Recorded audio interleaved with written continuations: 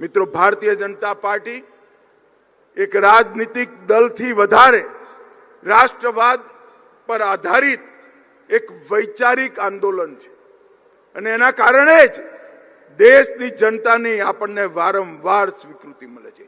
અને મિત્રો, આજ હું અહીંયા ભાવનગરમાં આવ્યો છું તો કાર્યાલયનું ઉદ્ઘાટન કરવા, હમણાં કોંગ્રેસી આ બધા ફરવા નીકળી પડ્યા છે. એમને કહું, ફરો જરૂર, લોકોનો સંપર્ક કરો તો તમારી ભૂલોની તમને સમજણ પડશે.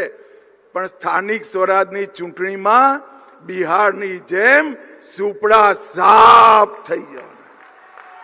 અને ફરી એકવાર સમગ્ર ગુજરાતની અંદર ભારતીય જનતા પાર્ટીનું કમર આકાશને છૂતું હોય રીતે દિગંત ઊંચાઈઓ પર પહોંચવાનું છે.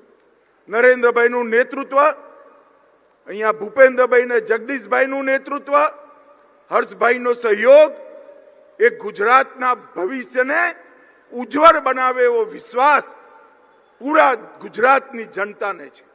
અને ગુજરાતે તો 1990 થી ગુજરાત પ્રદેશ ભારતીય જનતા પાર્ટીએ પરાજય નથી જોયો.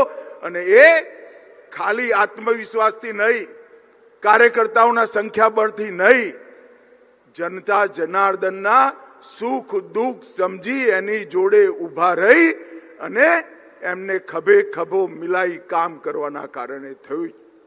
અને એ સંસ્કાર, એ પરંપરા આપણે આગળ પણ ચાલુ રાખીશું.